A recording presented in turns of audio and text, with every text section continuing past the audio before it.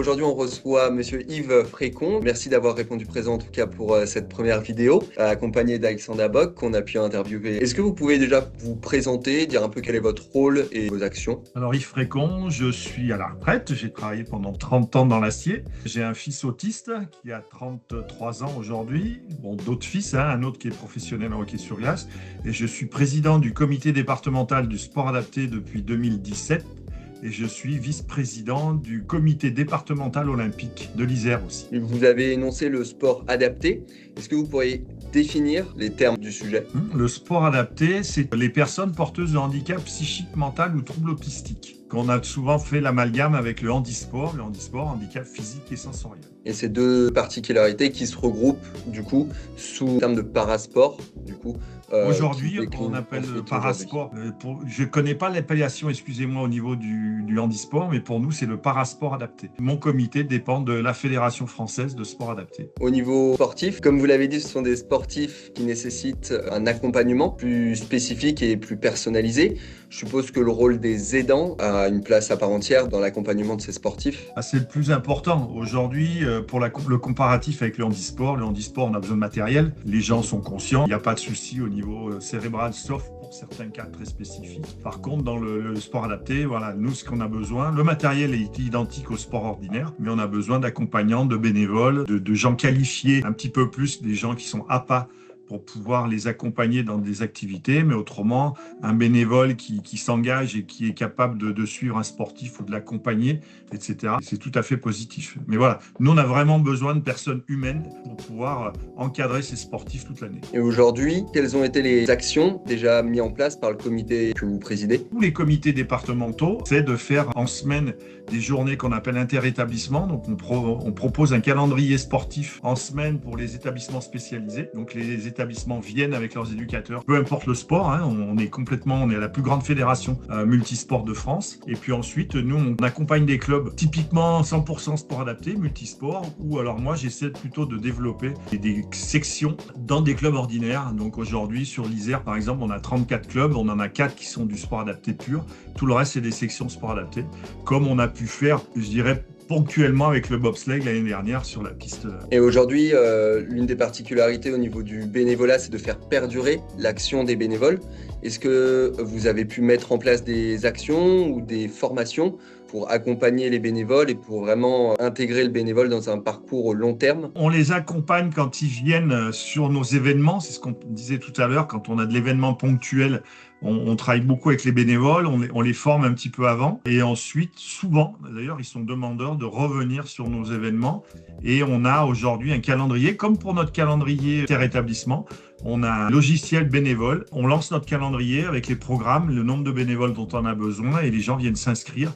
De tous les cas, ils sont toujours accompagnés par un APA, c'est-à-dire un éducateur spécialisé, pour les accompagner tout le temps sur les événements. On ne laisse jamais un bénévole seul avec notre public. Il y a une vraie collaboration en tout cas entre les différents acteurs du sport et de l'accompagnement adapté et personnalisé aux personnes porteurs de handicap. Et quel a été l'effet des Jeux Olympiques 2024 sur les actions des bénévoles? Est-ce que vous avez pu ressentir beaucoup plus de bénévoles, une implication supplémentaire ou au contraire, ça s'est arrêté post-JO? Alors concernant nous, au niveau du département de l'Isère, je dirais que les Jeux ne nous ont rien apporté puisqu'on n'avait que 6 athlètes sur les 280 représentés aux Jeux paralympiques. Puis au niveau visuel, on n'a pas eu ce cas-là.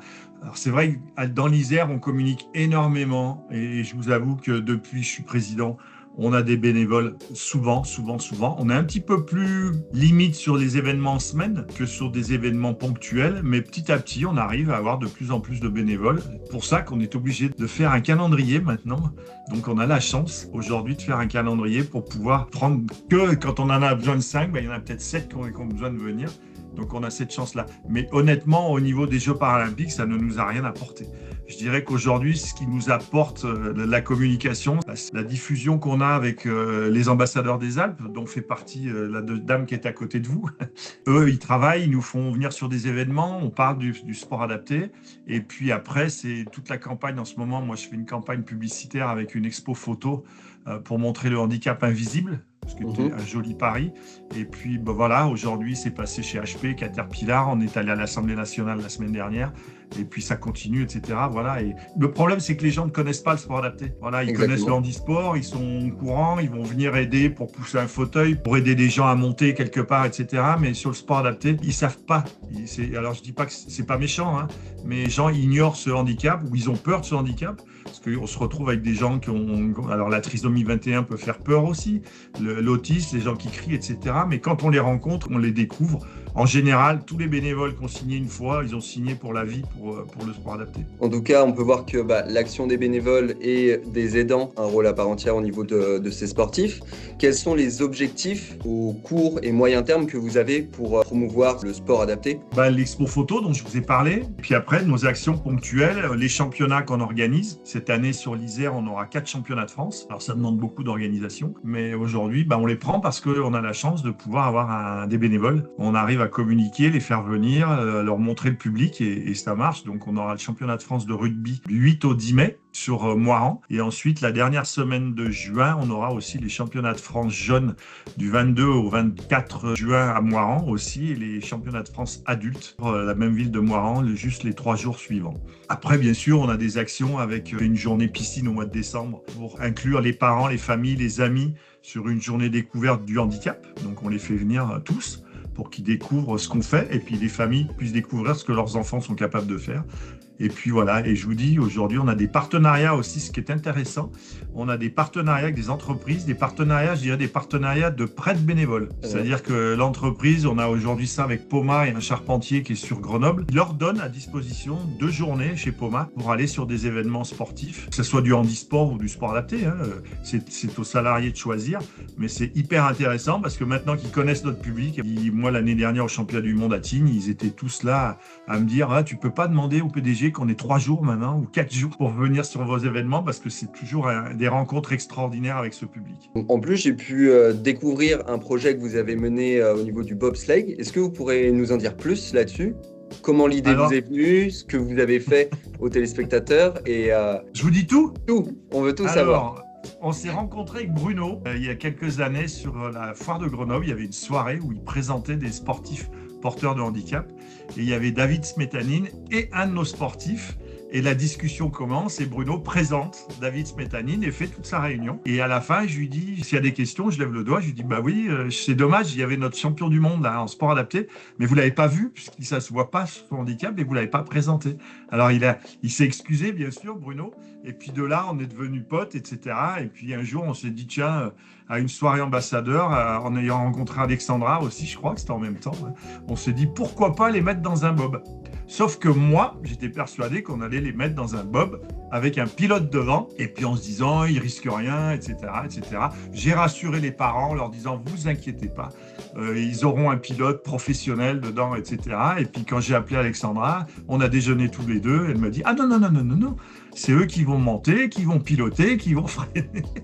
Donc on a dit, fou pour fou, allons-y jusqu'au bout, et on s'est super bien éclaté, quoi. Enfin, moi, je suis pas monté dedans parce que j'avais pas envie, honnêtement. Et eux, ils ont joué le jeu, les accompagnants, Alexandra, ces 2 compagnes, ces 2 pilotes. Il y avait il y avait le coach et puis effectivement membre aussi du bureau du club qui ont pris en charge la partie apprentissage, pilotage où une personne avait en charge 2 athlètes et effectivement, comme l'a dit Yves, la première fois qu'il m'a contacté pour me présenter son projet, où je lui ai effectivement répondu, je lui ai dit écoute, ton projet en l'état, il m'intéresse pas. J'ai dit moi, si tu veux que ce soit un beau projet, que ce soit symboliquement, ça soit très fort, j'ai dit on va les faire piloter, on va les mettre aux commandes. Et c'est vrai que la veille encore, on a fait ça un dimanche, le samedi soir, il m'a encore appelé, il m'a dit t'es sûr, on les fait piloter? J'ai dit oui, j'ai dit on va les faire piloter, fais-toi pas de soucis, ça va bien se passer. Et du coup, Alexandra, comment vous avez vécu, vous, l'expérience de ce projet bobsleigh sport adapté ? C'est vrai que c'était une très belle expérience. Et puis, encore une fois, comme l'a pu le dire Yves, on est face à un public qui est sans filtre, qui est frais, qui est nature. Quand il est content, il est content. Donc, humainement, c'est une très belle expérience pour nous. Ça montre aussi que c'est un public qui est capable d'accéder à n'importe quelle discipline avec très peu d'adaptation. Enfin, moi, je trouve qu'on leur a fait que peu d'adaptation par rapport à cette discipline. Et pour l'anecdote, pour finir la journée. On a eu la chance, voilà, on avait un chauffeur qui nous a ramené nos engins, parce que c'est des engins qui sont très lourds, qui nous a ramené les engins directement au garage. Et une des éducatrices qui était là, présente avec les jeunes, a dit et qu'est-ce qu'on dit au chauffeur? Donc bien sûr, tout le monde a répondu en chœur, je ne vous dis pas la suite, sauf que manque de bol, le chauffeur n'avait pas la référence puisqu'il n'avait pas vu le film, donc il a fallu expliquer. Mais encore une fois, voilà, c'était, je pense, aussi bien, très enrichissant, aussi bien pour eux que pour nous. Et on a fini cette journée, enfin on a clôturé cette journée où on leur avait préparé un petit diplôme et puis quelques petits goodies de la Plagne. Et j'espère que, comme je l'ai dit, ça ne sera pas une expérience one shot et qu'on pourra recommencer, parce que je sais que eux sont déjà en demande de revenir. Et pour ce projet, comment vous avez géré le recrutement et l'accueil des bénévoles et des aidants? Le recrutement des sportifs, il y en avait 4. Un qui est venu avec son père et sa mère, plus son éducateur. Et un autre qui est venu d'Annecy avec son père. Et puis les 2 autres, c'est mon fils Benoît et puis son meilleur ami Paul. Il y a des gens que je connaissais, qui ne connaissaient pas le sport adapté, qui ont voulu nous accompagner et qui sont venus, ils ne connaissaient pas du tout, mais c'est des partenaires. Bon, un partenaire, c'était Renault, qui connaissait pas le travail. Et ils ont dit, tiens, en plus, elle avait fait du bob quelques années auparavant. Et ils se sont dit, on y va, etc. Aujourd'hui, ils sont tous demandeurs de quand est-ce qu'on y retourne. Ils ont vraiment envie, les bénévoles. Et à chaque fois qu'on a ce type de projet un peu fou, moi, j'ai toujours dans l'idée qu'ils sont capables de le faire. D'ailleurs, on en a un des 4 qui a eu beaucoup de soucis, mais qui y est quand même retourné. Et il y est allé 2 fois et tellement heureux d'avoir réussi ça. Et puis, quand on voit le sourire des aidants, des accompagnants, se disant, tiens, on a réussi une belle chose aujourd'hui. Puis pour nous, c'est vraiment quelque chose d'extraordinaire. Et de les accompagner dans ces challenges. Beaucoup de gens m'ont dit, mais t'es fou, quoi. Ils n'y arriveront jamais, etc. Mais non, pourquoi? Ils ont des capacités. Et aujourd'hui, on est dans la même discipline pour la réintégration des Jeux paralympiques. C'est exactement la même chose. Ils ont les capacités, ils ont des statuts de sportifs de haut niveau. Les accompagnants sont là pour les aider, pour être avec eux, etc. Et le rôle de l'accompagnant est plus qu'important aujourd'hui. Peut-être c'est la fin du dernier mot. C'est de dire, c'est bien d'être bénévole sur des événements comme les Jeux paralympiques, sur des championnats de France, sur des championnats du monde. Mais le bénévole, c'est toute l'année. On en a besoin toute l'année. Les clubs en ont besoin toute l'année. On a besoin de jeunes bénévoles. Il ne faut pas qu'ils oublient aussi que eux, pour pratiquer leur discipline, aujourd'hui, ils ont des bénévoles qui sont leurs présidents, leurs trésoriers, leurs chercheurs de partenaires, etc. Ils sont souvent des personnes à la retraite. Et les jeunes aussi, il faut qu'ils s'engagent dans le bénévolat pour, quand ils ne sont pas sur leur discipline, qu'ils puissent aider les autres disciplines ou les autres sportifs, en plus porteurs de handicap, pour pouvoir les aider. Merci en tout cas, je pense qu'on peut clôturer là-dessus. Un dernier mot, donc le 5 décembre, la journée du bénévolat. Engagez-vous auprès des sportifs, de tous les sportifs, soit porteurs de handicap moteur, porteurs de handicap mental. Le bénévolat, c'est beau et il faut s'engager au quotidien. Je pense qu'on peut clôturer là-dessus et puis bravo à tout le monde.